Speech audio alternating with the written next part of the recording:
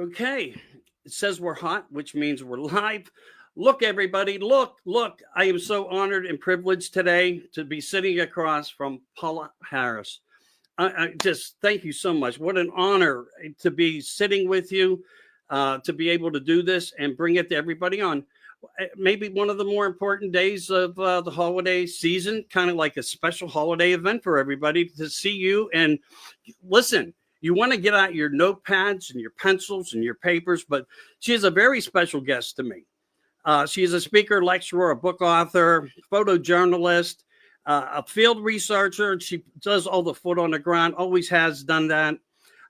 She's been doing this for 45 years and still at a beautiful young age, working very hard, bringing all the work to the present with the truth behind everything in this phenomenon, always based upon facts, science, interviews, and investigations, of course.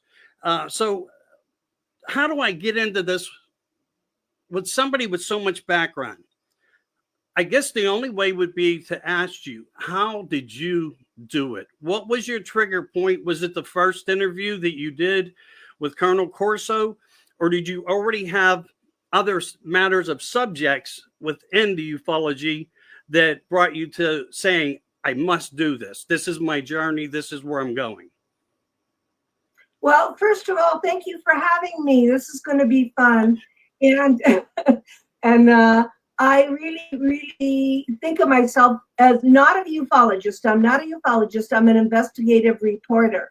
So okay. Like I'm Barbara Walters. So when I go to question everybody, it's because I want to know. There's no money in this. There's no fame and fortune. People aren't reading books anymore. I've written 7 books, and they're all interviews. They're not me, because I don't know what's going on. So I have to do what you would do.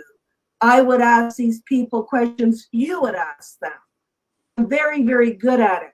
Over the years, I can tell who's telling the truth and who's making up stuff and where it comes from. And more so because I'm international. So I can go to Japan and ask these questions. I can go to South America. I can go to Europe. I was just on French TV. I was in Paris, and they were asking me questions. So it's an international phenomenon. How did I get started? I have a master's in education. I was a teacher, and I was teaching science fiction in 1980. And I was lucky because I had Star Wars and I had Close Encounters that came out. So I had material to teach in the classroom. And then on my own, I went to see J. Allen Hynek at the Center for UFO Studies in Evanston, Illinois. And, my first question is all that stuff true? And of course, somebody who's an astronomer is not going to make anything up. So he said, no, he said, I've been doing this for a long time. He did Project Blue Book. And he said, would you like to work with me? Because you're Italian, you were born in Italy, and you can do all my Italian translations. So when you're working with the Dr. J. Allen Hynek for the years I worked for him, 1980 to 1986 until he died, when you're working for him, then you know this is real. I didn't say you believe. There's no believe. This is an astronomer. And then in my career, now the last 5 years, I've been working with Jacques Vallee, who's a physicist and astronomer too. I mean, it's not a matter of belief. It's just gathering data. So how did I get started? The movie Close Encounters. Okay. Good answer. And I like the fact that you're brilliantly honest about what you are and how you represent the community. But you do represent it. You are a format of disclosure and truth. And you've been able to bring that. Now, being behind gentlemen like this of greatness that make you every bit the same as them as in many good ways, a new type of modern day historian with truth, bringing things out, connecting with people, connecting the dots, using the breadcrumbs, as you say.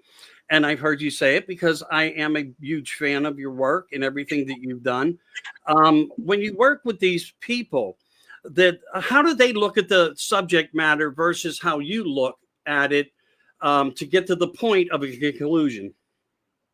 Okay, Michael, when I started, I was nuts and bolts. So I didn't want to look at what was inside. I never talked about aliens. I never talked about non-human intelligence. I never talked about that because I couldn't handle it. I couldn't handle that.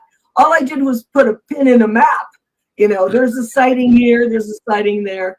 And now that was a long time ago. I'm way past the sighting. So people come up and say, I saw a UFO. Anymore, I go, okay, you know, 50 million people see. It's not about that. It's not about that anymore. In the beginning with Alan Hynek, I could only do the nuts and bolts. But then when I did the work on giant rock in Southern California, the Adamski, here's your notepads. Go back to giant rock, 1953. Adamski meets Orthon in the desert, and Orthon leaves his footprints. And then we have Van Tassel, the Integratron, and then we have Howard Menger and Orfeo Angelucci, and all the contactees of the 1950s are seeing spacemen walk off ships. And then we get Robert Wise that does the day the Earth stood still. I mean, what do you want? Those are messages. And they're not little gray aliens, they're people. And then the Eisenhower meeting and so forth. And then it all switches around in 1963 with Betty and Barney Hill and the abduction scenario. And unfortunately, in the United States, that's where it stayed. So I went to Latin America to meet Sisto Paz, Wells, Ricardo Gonzalez, Luis Fernando, all the people that are still seeing space people walking off ships physically, and they're not alone.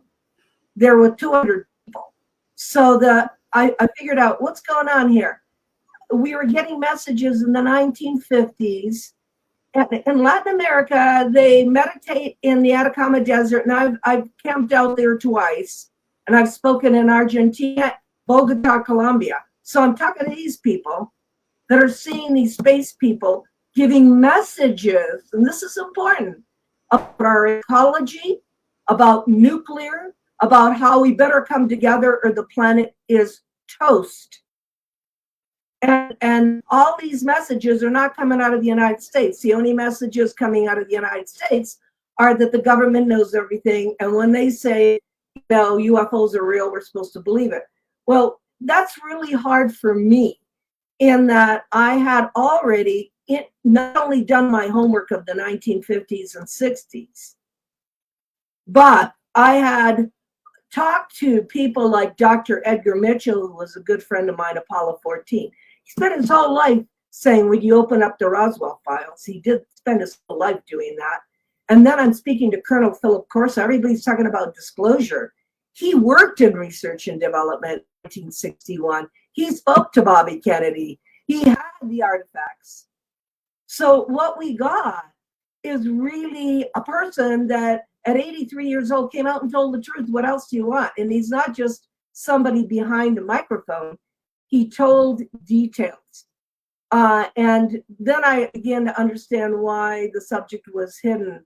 Because the subject was hidden because, you know, of the technology.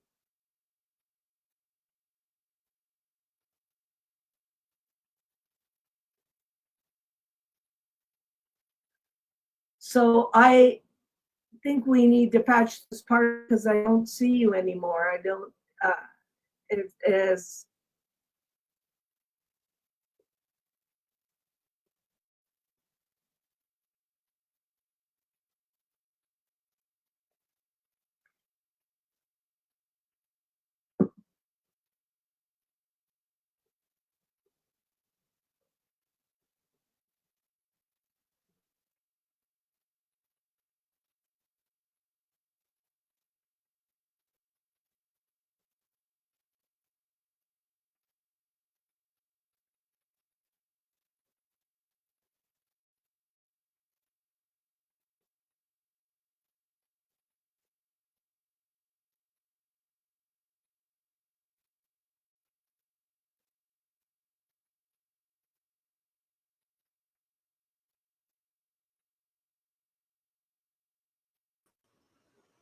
Paula? Yeah, I don't know what happened. I don't either. I've never had that happen before, to be quite honest with you. That's pretty radical. Although the weather's not great, but apologies to everybody and thank you for standing ground and not leaving. I appreciate it. Your information is really important, and maybe that's part of that. Let's not talk about America thing. I think it's more the weather. Because, Michael, believe it or not, nobody really cares. It's like, I've come to the conclusion you can give them, like you and I were talking, I was going to say, Colonel Corso's there, an astronaut was saying, open the Roswell files. We have Clifford Stone, who did crash retrievals and was part of Stephen Moore's Disclosure Project and said he did crash retrievals in Indian Town Gap, Pennsylvania, and nobody really cares. So I don't think it's, I'm not a conspiracy theorist. I think it's the weather. I don't think anything we're saying makes a heck of a difference anywhere. What I'd like to have people do is study this like an academic subject. I mean, buy Colonel Corso's book, but I mean, my conversations with Colonel Corso, Clifford Stone's Eyes Only. The new book that just came out, everybody should buy, is Ryan Wood's book. It's called The AI Ufologist because it's written by AI, which means you put all the data in and AI answered the questions. I mean, why isn't that in somebody's library? It's a little book, but it's got all the questions. So if people want to know, there's just so much out there. And my recommendation to you and them is go to the source. Don't go to somebody who knew somebody who has an opinion based on nothing. Go to the actual John Mack book, the actual Einstein book, the actual people that wrote books, Adamski, Flying Saucers Are Here. I mean, all these, everything is out there that people could go to the source to find out the truth. And the problem, Michael, in the end is, what do you want to do with it? Yeah, agreed. And that's, again, everybody's going to come to their own conclusion of how they take to what information they're willing to accept and how they're willing to use it. But a really good point that you bring up, it may not be the sightings and the things that we experience, but the things that are more important behind the messages. And there's been many people that had messages that we hear from now. And it seems like there's a generational type of change. Like, it seems that there's records of abductions since like 1917 in ways. There were certain people recording certain types of information. And of course, that's probably very wide, and maybe we should be skeptical of something so far back. But we do see changes. Art Bell used to have on some really fascinating people who used to make comments like, it's not about the seeing them. It's about knowing that you're there. And there was a time and place that people used to say they never saw the face of an alien. But as time changed, now the abductions have changed. The messages are coming forth. People are going on the ships. They're having more bleed throughs of memories and, scenarios of that. And if within the messages as well, you can go back to like some of these, what we may call religious events that happened. And I'm thinking off the top of my head, and I might have this wrong, but also back in 1917, I think it was called the Lady of Fatima, where there was a message repeatedly and a special message that actually went to the Vatican. So maybe exactly what you're saying is the truth behind it were the very first things that were happening within this phenomena. Well, you're so cool. I love that you said that. I love that you mentioned that. And let me say how I feel. First, I don't like the word abduction because it's contact. Whatever way it was is contact. And you don't need 40 years of DNA taking people. That's ridiculous. That is both Jacques and I agree, and so many people agree that the intelligence community loves that idea. And people could be contacted, and they don't need to be contacted by ETs. It could be an evil spirit, it could be a ghost, it could be your grandmother, and it's not all ET. Because the thing is that that's where we stayed in the United States with contact. If you go to Latin America, it's men walking off ships and women, space people speaking. Now, when you touched the contact and its contact in Fatima, I was in Portugal. I did talk to Hernandez, who wrote the book on the Fatima situation. I talked to him. He said that what those kids saw was a woman, not necessarily the Virgin Mary. It was the church that stamped it like that, but it was a woman that had a cape that was a special type of being that had a peaceful message for Russia, to consecrate the heart of Russia. And the message of peace, again, I said that the messages from Latin America, ecological peace, a lot of ecological problems with waters and storms, and fix that, and nuclear. So Fatima is a great, and the miracle that happened there, where the sun came out of the sky, they know that was not the sun. They know that's a huge disk if you see that. So I think whatever civilization is contact, and stay away from abduction stuff, because when we get into that, then nobody talks because it's fear-based. But contact of that kind, with that kind of message, has been there forever. And they may use whatever context or religion we have to give us a message, because that's what we understand as core humans. So what happens is they give it to us in a way that we can digest it. They're not going to, these are going to come from the sky. They're going to give it to you. I have a photo that I show just before Hurricane Katrina over Florida of UFOs in a cross formation. There's like 4 on the bottom and 3 in a cross formation. And I always say to the people, it's not a Christian UFO.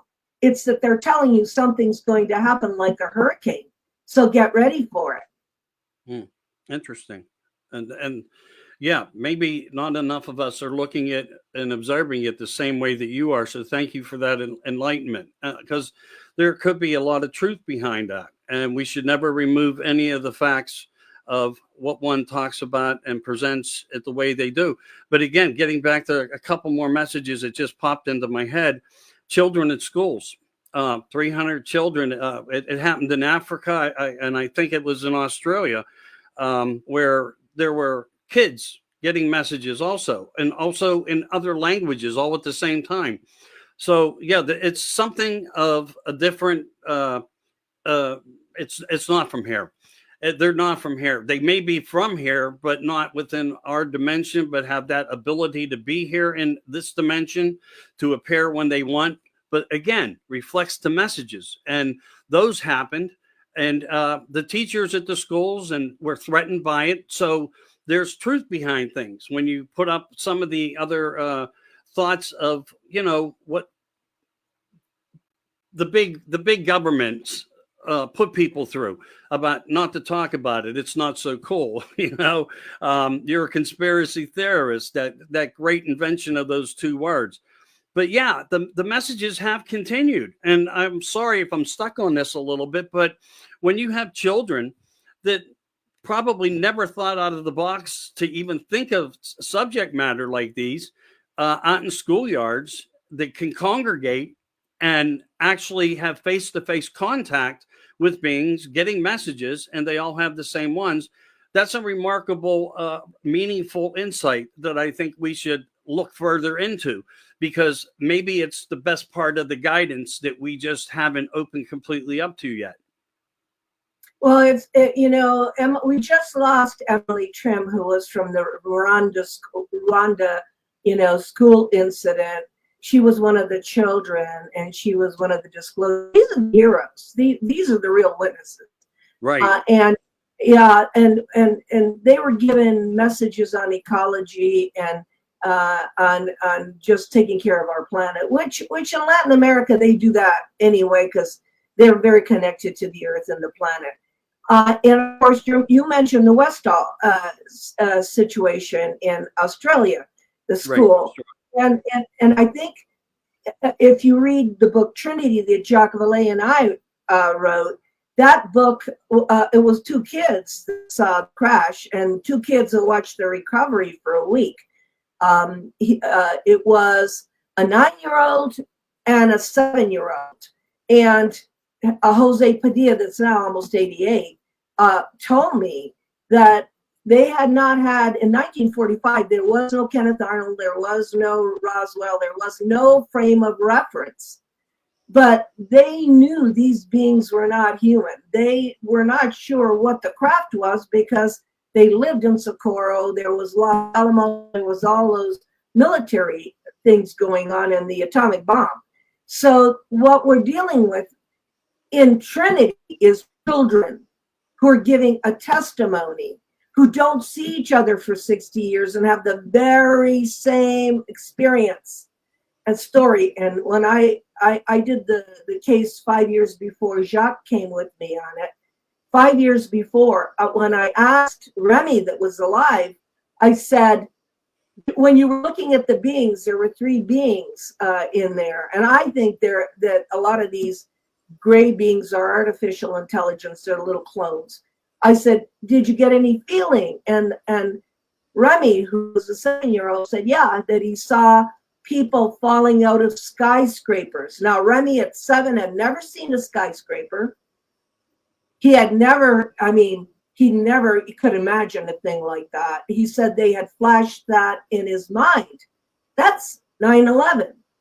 So then you have to ask, what's going on? Why is this happening 1 month after the atomic bomb? And if you look at all the testimony, Salas, Hastings, and all the people that talk about the sightings over nuclear installations that started World War III, if you look at that, and you look at the historical part of 1945, and you do it chronologically, then the warnings or the messages have to be, are you people nuts? Are you crazy?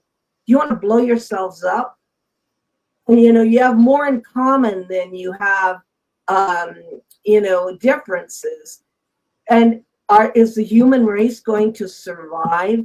So we're looking at children getting the messages if other people don't get the messages who are older, because you could have contact, but you could go home and just forget about it.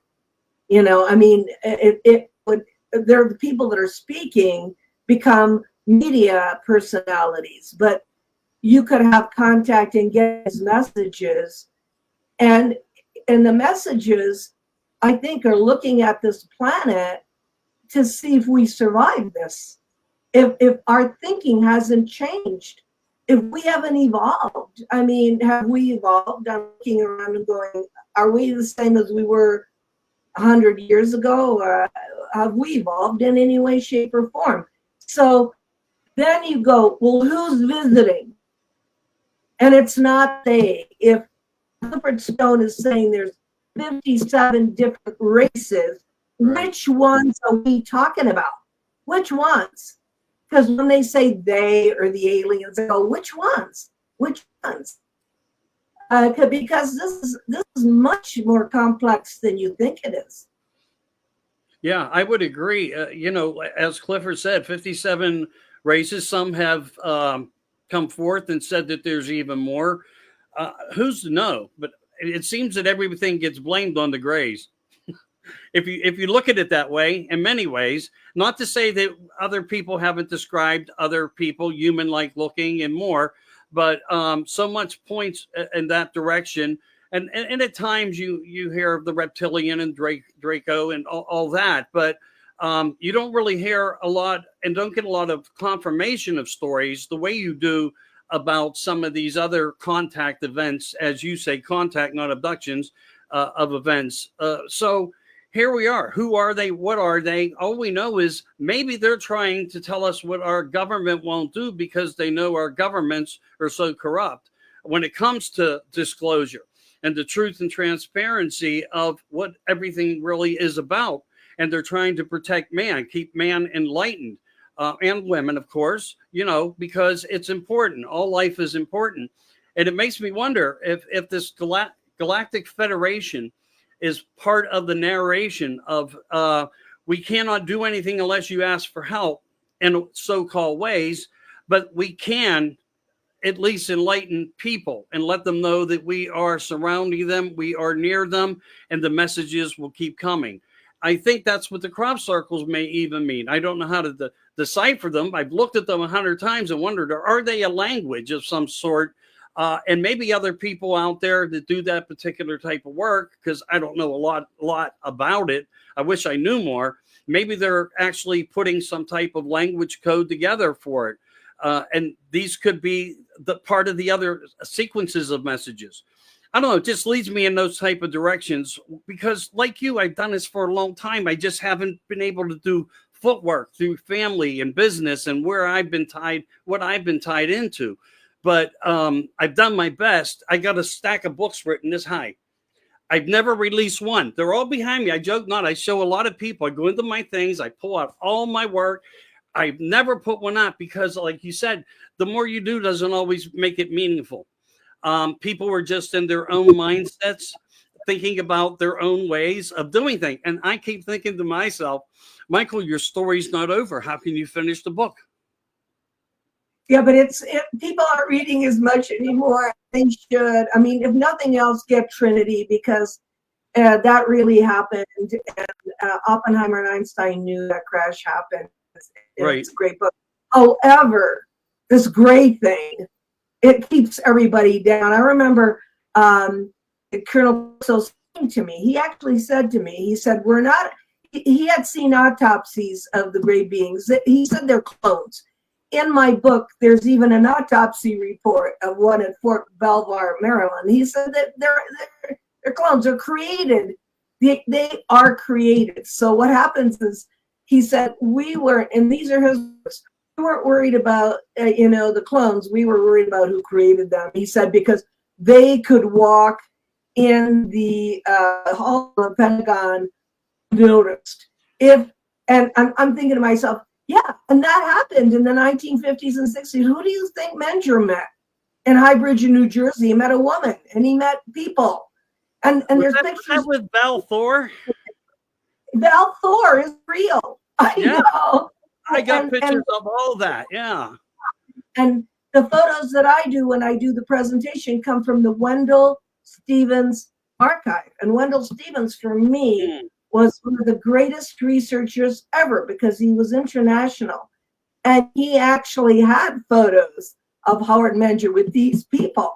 And so, and I think that it's very dangerous to think of them as people, but I think we should start thinking of them as people because they don't want you taking them to Starbucks and having coffee and asking them where they come from. You'd have an instant bonding. If you live under fear that you're going to be abducted, then nothing will ever happen. The truth is that it would be ignorant to believe that any civilization needs 40 years of doing the same thing when you can get DNA off of a water glass. Exactly. Okay? Makes sense. It's not logical. And Michael, may I encourage you to invite Britt Elders to your show because the Billy Myers story is real. I was in Switzerland. I went to see Billy Meyer. That was a 7 years where the materials went to Boeing. It went to big companies because they gave him materials. The photos are real. There is no Photoshop in 1973. It came out in 1990.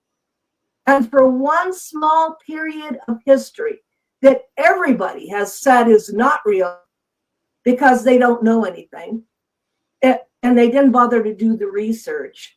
They didn't bother to go there and see this. And you'd have to tell Wendell Stevens, who lived there, that he was crazy. And he told me all kinds of stories about what happened on the Billy Meyer Ranch. He told me, because before I went to Billy Meyer, I spent 5 hours with Wendell Stevens in the Tucson airport. 5 hours with the actual research guy. And of course, Britt and Lee Elders, who are not ufologists, went there to gather all the material. And she has just released the book now. Re-released the messages, because there were messages, and the photos. And the photos have been analyzed by top NASA people.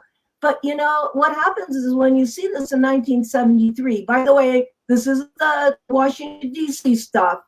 1973, this happened in Schmidt-Rudi, Switzerland. How do you digest that? It is very difficult for people. People are not in that mindset. They can't go there, especially with these people, with Semyazi and Asket and Ta looking like us. They can't do it. It's like something. I mean, people are going, the pictures are so real that they're not. This isn't believable. Well, who says? Can't you take a real picture? I have a friend in Milano, Antonio, who films ships. I just was there with James Fox. It's so up and close, and the pictures are so real in broad daylight. What are you going to say? He's filming nothing? You know, you can't use that argument. You have to use the argument, why is that person filming? What is happening in world history when we're having this event?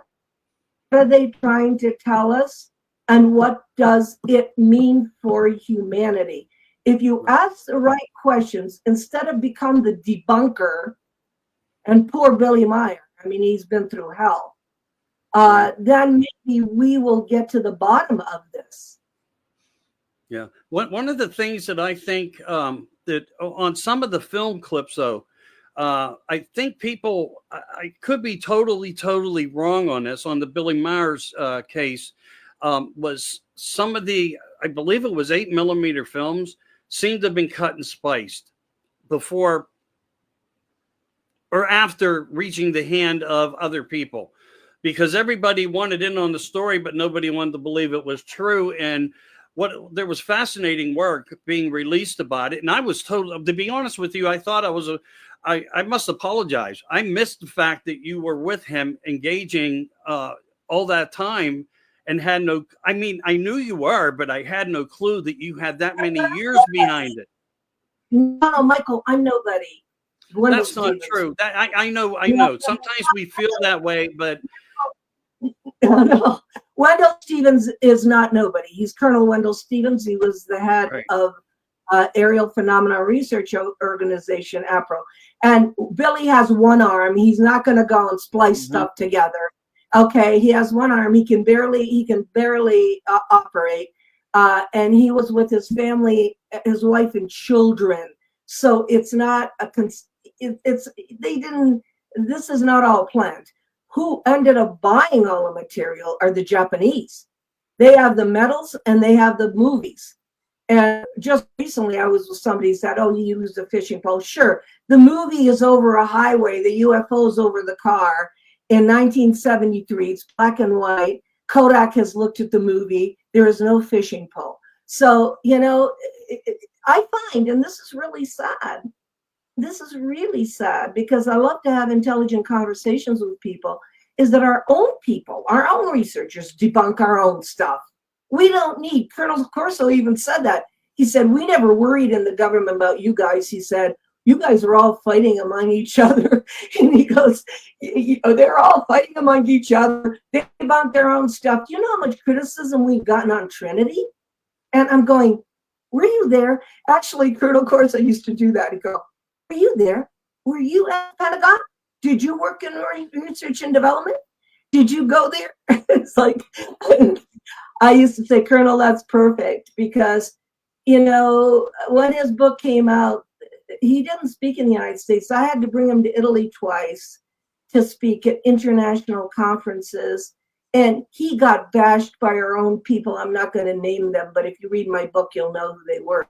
And it's not right. It's not right. My dream, Michael, is that we all sit at the table and share information. It would be great because then we'd figure it out. We'd figure it out if we could all sit down and share. Yeah, I agree. And I still think that we're kind of far apart on that, but I think the interest of America, the public has a greater amount of interest now. I just think because we come to a certain place, disclosure's been happening in ways around us with other things, and I think part of that was a way to open up the Pandora's box to things, as Bob Odin used to say. One of his more famous slogans, the Pandora's box, which another person of integrity from Project Shock and FEMA and all the other things, he's left such a legacy of information.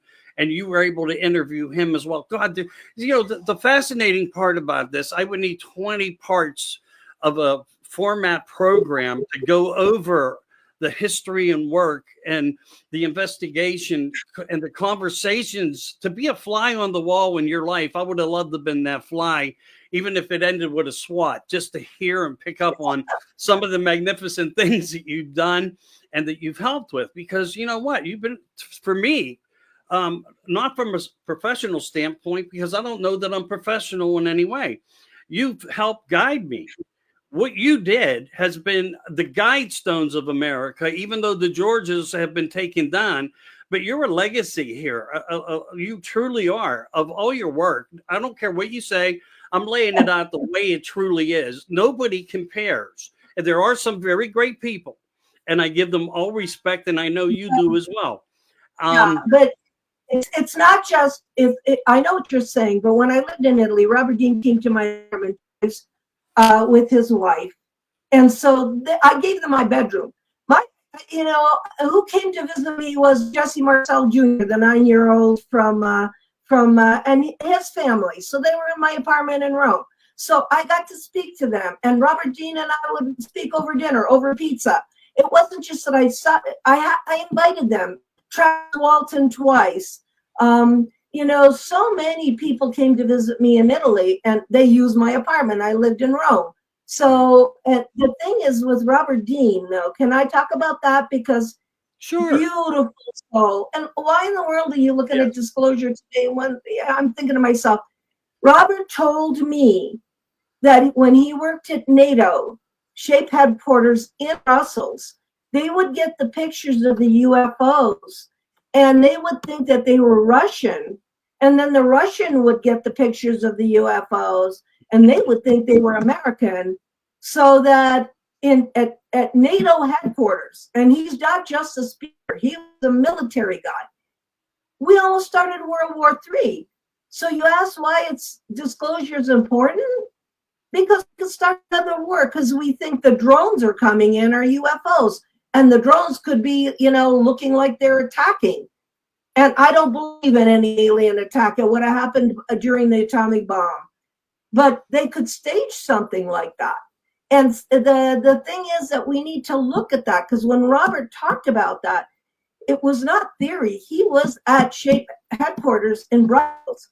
And when Clifford talked about 12 crash retrievals, 3 in Vietnam, then what were the ETs on vacation in Vietnam? They decided to go there. You have to look at, they're watching wars, they're watching the nuclear, they're watching us. And if they were hostile, they would have done it a long time ago, because we're crazy. I think we're nuts as a populace. Yeah. Nothing makes sense. It makes sense anymore.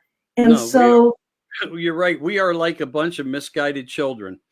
And that was the name of a band I was in many years ago. Maybe that's why it all comes to fruition now, the way that it does. Yeah, truthfully, misguided children. Kind of like a young rock progressive kind of thing, not the Beatles or anything, but a little bit above and after. But everything opens the door for whatever reasons they open the door. But yeah, you're right, Bob.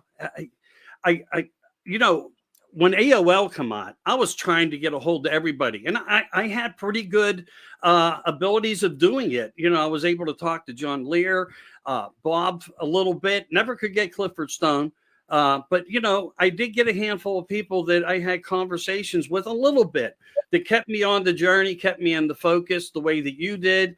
And these are the truthers, as you said also, and I agree 100% unequivocally, the heroes. Because where does all the true information lie?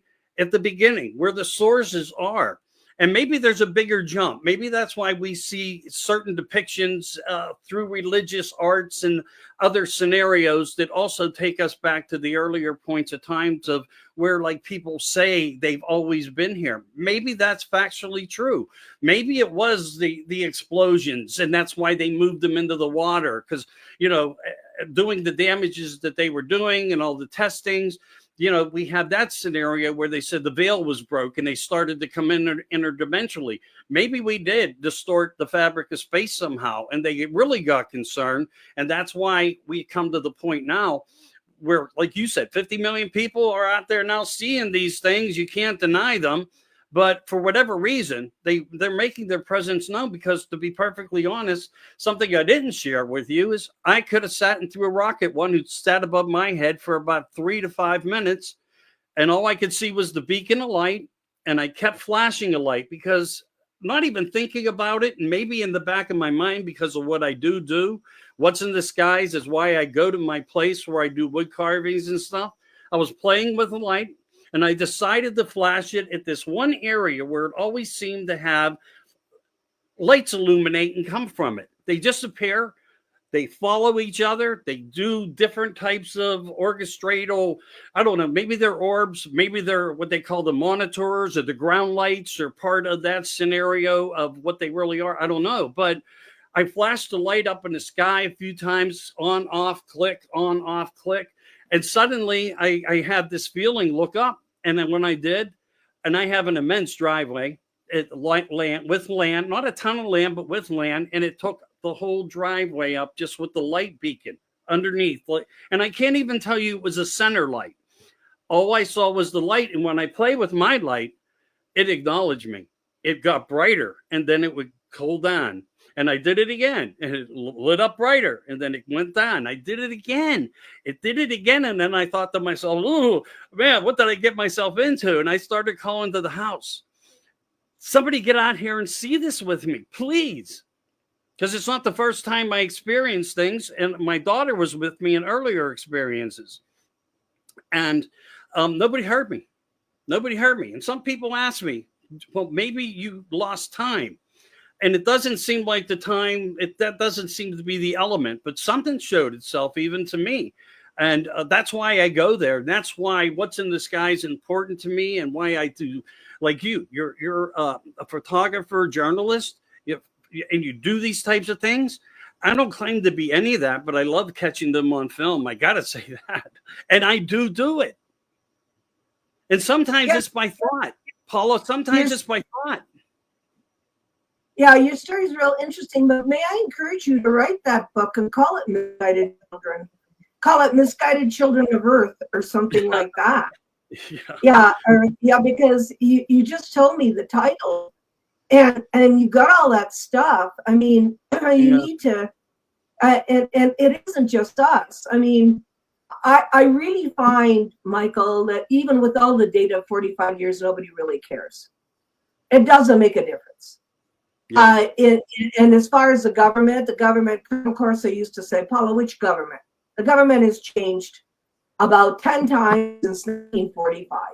So it's not the government. It's not the government's fault. The government is doing nothing. It's the micromanagers of the phenomena, what I call the micromanagers of the phenomena. So it's not government. They've got other things to do. And what I found out from my trip to Japan is basically that, and the people that I recommend are like Stephen Greer. I've been with him on so many CE, all kinds of craft, all over the place. In South America, in the Valley of the Moon, at the Atacama Desert, a huge mothership stop. So I've been to Peru. I've been to Bogota, Colombia. in Argentina. And there's craft everywhere.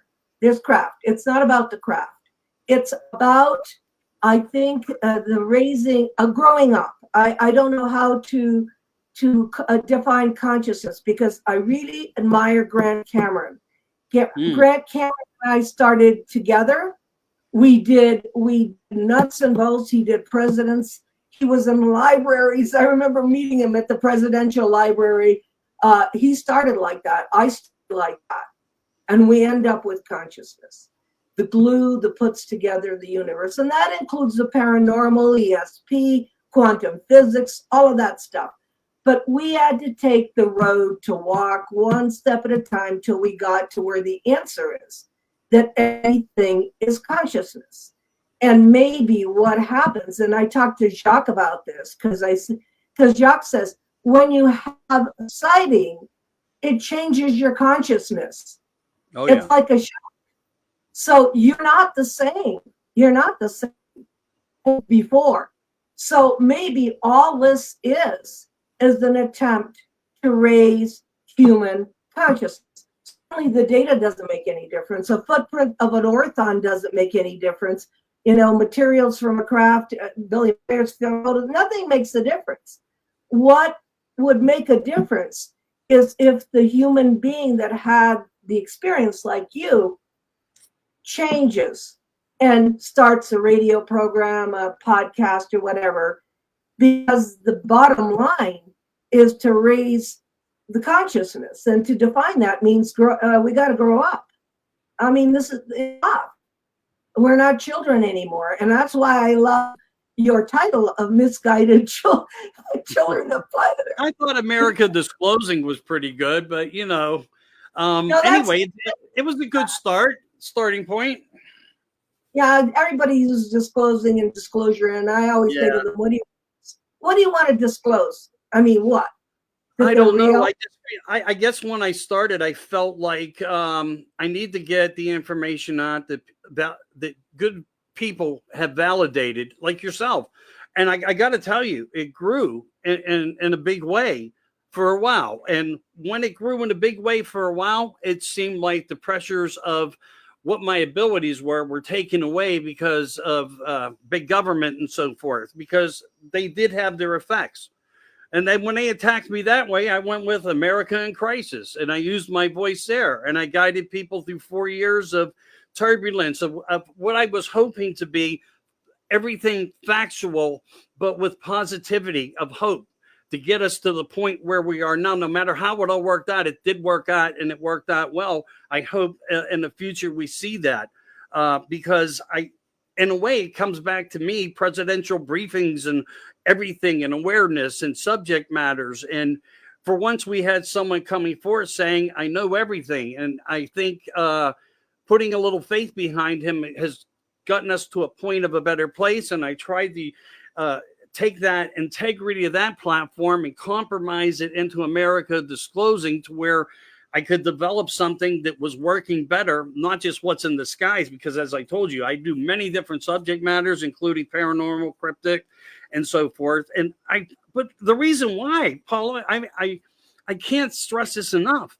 I experienced it all with my own physical being, and it happened to me, and I've seen things, and I don't know why my life has been guided in the way that it has been to this point, opening such magnificent doors with great people and people of greatness to do the work, and myself who try to help with them. And when I can't do it, to share their information, like I'm going to do for you in a few minutes here, because I know we agreed upon an hour, and we've got to get a lot of subscribers together for Miss Paula here. We really do. I need you guys to be able to share this, and as well I will.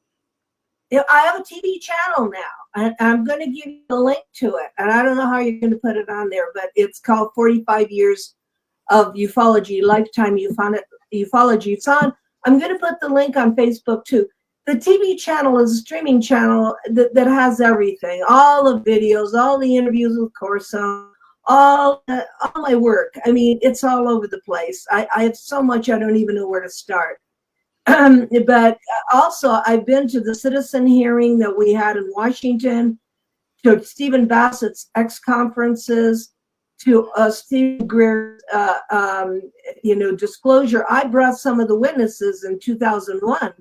He came to Italy. He also was coming and got some of our people to disclose. Usually military people were involved. It's a big mystery for the poor military. They don't know what to do because they got a UFO over their airport. They don't know what to do. So I attended everything, and all that stuff is going to be on my Paola Harris. It's already active. It's already very, very active. Lifetime Ufology streaming channel. But, and I'm saying, okay, so that's all the data. That's everything I did. You got it all. People aren't reading as much anymore. So you get it really quickly. You click on the link and you hear Colonel Corso in Rome, in a hotel, say that he briefed Bobby Kennedy. Okay? So Bobby Kennedy knew, Jack Kennedy knew. And then he talked about the last one of the research and development. Now remember, this is just Army. It's not Air Force or Navy. Right. And I know the Navy's in charge of UFOs, really. The NASA pilots were Navy pilots. And so, all of this information that came to me from different whistleblowers who are military intelligence people, I do more of that kind of work than I do with contact. I started with the contact situation in Latin America because those guys are used to it. It's normal. They don't want their own TV show. It's like they just say, yes, my children saw these two spacemen near that mountain, and they point to the mountain. And I'm going, they're not lying. Oh my God, they're not lying. And so in Peru and different places in Latin America, there's contact going on. I don't think they want to come here necessarily anymore because we do shoot down UFOs. So the thing is that all of this material that I call data, just data, it's encyclopedia, is on my streaming channel, which is Lifetime Ufology. And then I told you, Michael, I'll talk to, we can have other conversations because you just have such a background. You must have been really interested in this for a long time. Well, yeah, about 50 some years, early odd years. It all started out for me by a couple TV shows. And I think a young man just thinking in his head, but it went bigger than that.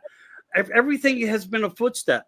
I was found pumping gas into Stanton Friedman's car. He was in Pittsburgh working, doing his things, physics, all that kind of stuff. He knew my grandfather, who was on the Republican chair as the vice president of the Republican Party. And, everybody seemed to know Babe. Babe was my grandfather, and David Lawrence, the governor, who was named, my brother was named after, and they all knew each other in a certain way. And Stanton Friedman, I guess, went on an early radio talk show, getting paid like $25, $30, $50 to do a show, which was nothing. It was basically a slap in the face, but he would pull in sometimes late at night and get some, not real late, terribly late, but it was like a night shift just starting around 11:30 Eastern Standard Time. And, he had me by 15, maybe 16, 17 years of age. And he says, hey, kid, do you ever listen to, and he says, listen to me, I'm on the radio. And now here I'm kind of doing the same networking that he was doing, but not, I don't come with the same integrity and background, but I've always had things like this, as I said, happen in my life. And you don't forget those points. To me, they're like the points that keep us moving forward in some way. So here I am, and look how spectacular this is. Now, I'd be surprised he got paid for a radio show. I've never gotten paid for all the hundreds and hundreds of international shows that I've done. I've never gotten 10 cents to do them. I do them because of disclosure, and I don't do a whole bunch anymore because I'm getting old, and it's older and it's hard, but I thank you for inviting me to do this with you. And thank you for also opening up with your own experiences. So if you just, people they know that I do conferences in Crestone, Colorado. I used to do huge conferences in Laughlin, Nevada. and bring everybody from all over the world. I'm from Uri Geller to, I don't know, to all the people, Russell Targ, to all the researchers. I used to bring them there. I can't do that anymore. It doesn't work. So I do intimate conferences in Crestone in Colorado. And you can go and look at that at www.starworksusa.com. starworksusa.com. And so this, this occasion, plus I still travel, plus Trinity, which I think is an incredible situation. It was the first UFO crash that we had 1 month after the atomic bomb. Plus that, and then finally at this age, all my stuff is on the TV channel and another place, Rice University in Houston. I boxed up everything, all the audio tapes, everything. I boxed it all up.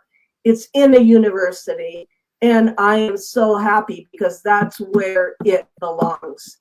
It's where the students of the future will connect the dots, figure it out for themselves. Yeah, Stanton Friedman did the same thing with his roomfuls of information. They all went to a university. Yep.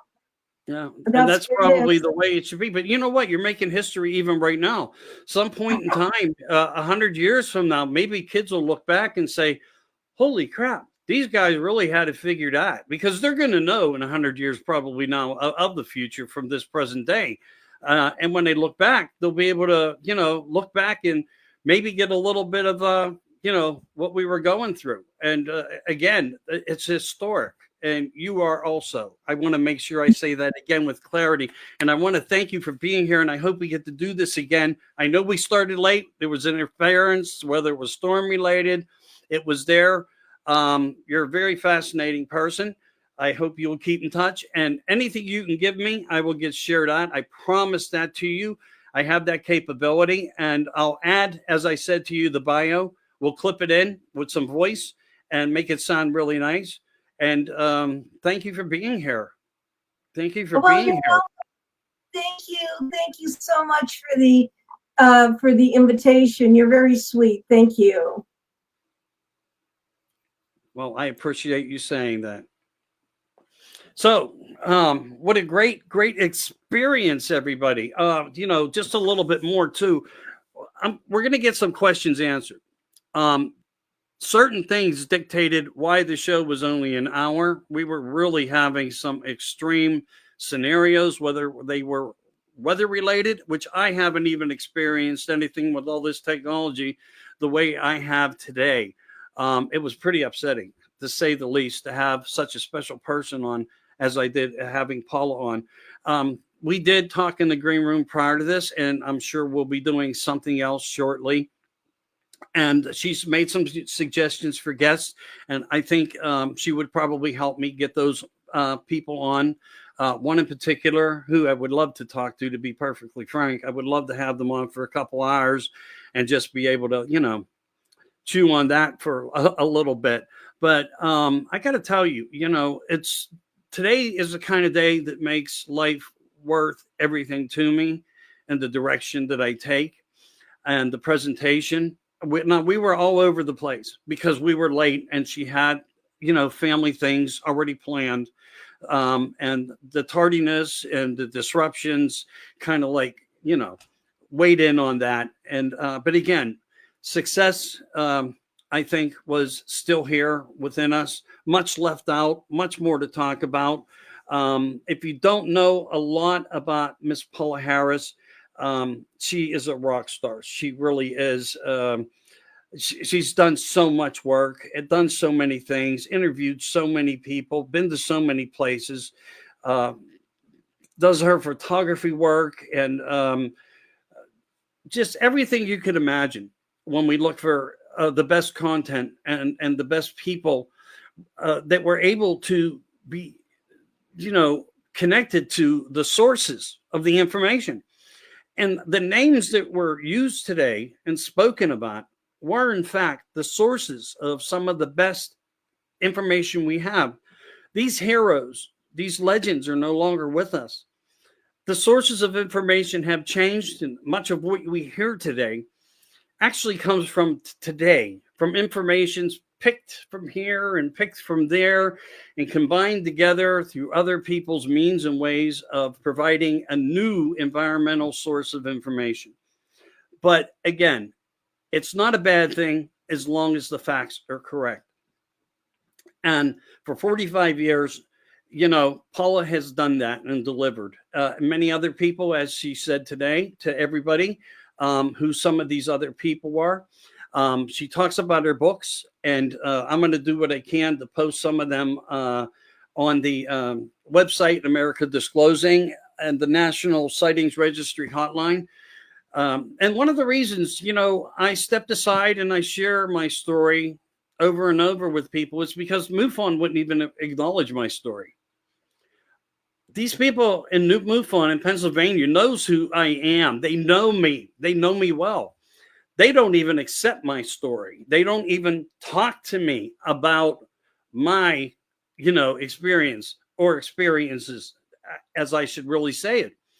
And by telling someone like Paula may just be why it's important to me to do that, because all the information is better than limited information, especially when you have somebody close to you. And APRO is probably the best thing we ever had over MUFON. Although there were very good people at MUFON, but MUFON has changed now. The orientation of how it operates has changed now. The things, the people, the popularity of it's changed now. It's not about people. It should never be about people or the lecturers. It should be about the disclosure, the information, the honesty, the integrity, not about other means and other people of means and what their narratives are or may be within the criteria of organizations like that. It's shameful in certain ways, because I still never got a call, even when I had people on from the organization and discussed my situation of what I saw in my sightings. And it's recorded nowhere except for here, and now there with Paula. The stronger I rise to have more and dedicated people to bring on with you, may be the game changer of how we have disclosure delivered. Everything everybody is doing who is really trying hard, and you see who I support, I go there because I want you to support the agendas that they have to bring information forth to the public, because we are the source. We know what that's about. We've lived it for the past how many years together. We got through it, but we're not through the battle here when it comes to the information, this criteria that we were waged against. But it will be us who can resolve it. I want to thank everybody who joined in. Again, my apologies for some of the disruptions. Maybe it was all weather related. I don't know. I really can't answer for that. If you can like and share, I would greatly appreciate it. And I also want to say this. Tomorrow evening, I'm doing a special with Mary Fabian, and she will be on with me. And we'll be discussing some of these things that we're just talking about, and some upcoming guests to What's in the Skies who will be coming on. I also want you to remember, this comes from Oracle Talk Radio Network. Remember that, everybody. And there's a free app out there for everybody from Pittsburgh to Philadelphia. And you can hear it beyond, no matter where you're from. It's a free app. It's called Oracle Talk Radio Network. And I am America Disclosing, What's in Disguise. I do several platforms, but this is one of the more ones that I find closest to my heart, where all my books and research come from. And, so anyway, I just can't tell you how excited I am. This is like an early Christmas gift to me to have Paula on. And she is such a kind, sweet soul. And, she doesn't remark on opinion. Her basis is within her investigations, observations, and scientific procedures that she uses and has used with different people doing different things. And she's remarkable. So I'm going to try to do my best to get this shared out now because we were having so much technology problem earlier. Randy Rhodes, let me go through this real quick. Mary Fabian, technical difficulties are frustrating. I know you're doing great. Bless you. Yeah. Hey, we'll be on tomorrow. Mary, there you are. Hey, how are you? Happy Thanksgiving again to you. Russell Easterbrooks, I appreciate you. Thanks for saying so much about it being a great show. Randy Rhodes, thanks for coming in. Dude, this is kind of like what I've been trying to tell you. Because I know you love this topic.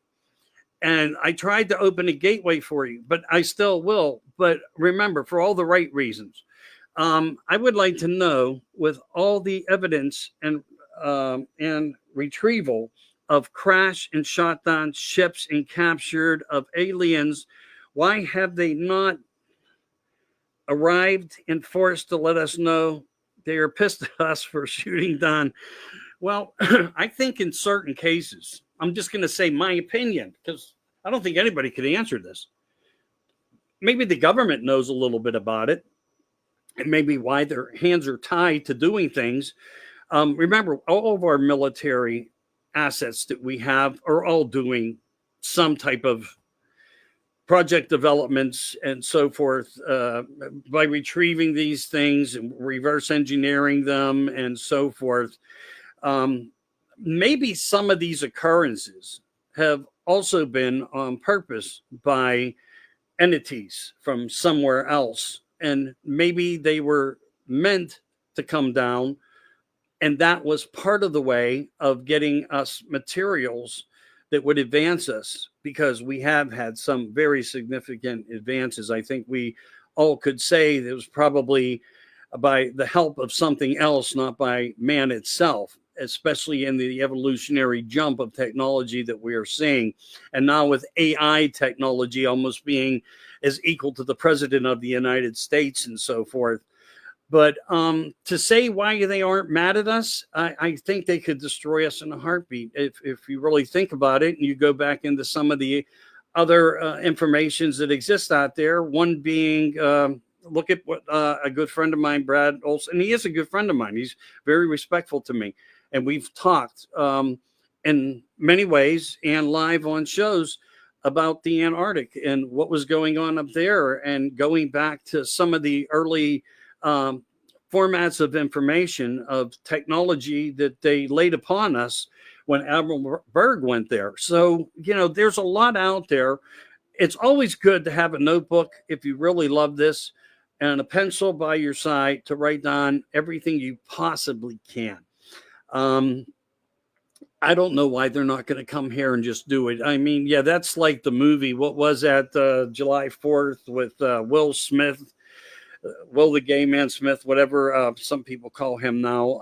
But anyway, that movie, Contact, was a movie that stuck in Paula's mind that gave her interest. And I've had mine too, but as well, their informations, they're sharing the informations. Just kept me in the running there. Again, she's worked with Dr. J. Allen Hynek and Jacques Vallee. I mean, look, we're talking about the creme de la creme here. We really are. And to have and to be able to work side by side with Colonel Corso. And we didn't touch on everything there. And that's a huge bowl of macaroni, I guess you could say, or the meat and potatoes of some of the things. That's just an opening. We didn't even touch on things that I would have loved to touch on. But again, it was fascinating hour of content. We did the best we could for it. And I appreciate you guys very much for, hanging in there. If you could do me a favor, share the show to our groups. I don't care if it's political. I don't care if it's Bigfoot. Now it's time for disclosure. And this may just be the trigger to open the door. And I would love to be part of the trigger that sits behind that. I don't care whose group it is. Put it in it. I don't care if it's your page. You shouldn't care about your page. We already know. Disclosure has come to us in many ways, through pictures, through artwork, through Washington, through David, through A-Tip. Listen, we know there's something here. We know we're experiencing it, but we need full disclosure. And we may have to just put more pressure to expose them to do the right thing so we can come to a state of mind of acceptance. And I think America, I think all world cultures are ready for the truth. So hang in there, stay with it. I'm going to get some things shared out. And I appreciate all your help. And Joe Fox, I wanted to say hello to you and thank you for joining in early. I really appreciate that.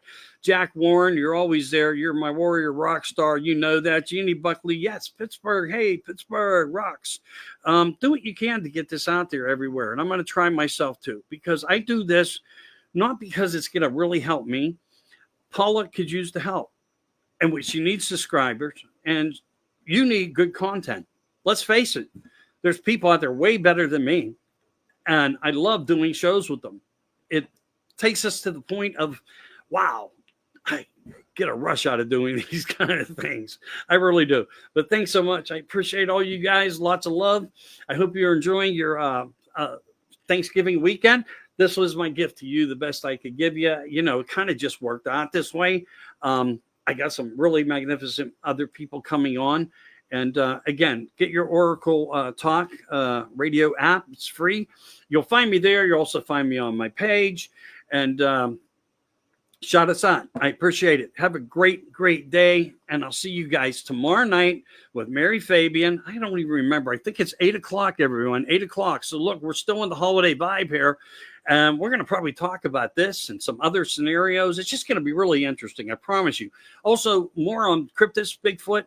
And some of the theories behind that is coming up. I know Russell Easterbrooks is going to be back. I have a couple other special guests coming in, so I can't wait to do those guys. Barb Hartman will be back shortly. I talked to her. I got Michael Cameron coming in. He's a SSP. So if you like the Secret Space program format, informational type things, we're going to be sharing. I'll be sharing a little bit of that. So just a few guests coming up in the next week and a half. So stay tuned, stand by. Happy Thanksgiving. I'll be back tomorrow. Enjoy the leftovers. Enjoy the leftovers. Thank you so much for being with me today. I appreciate you.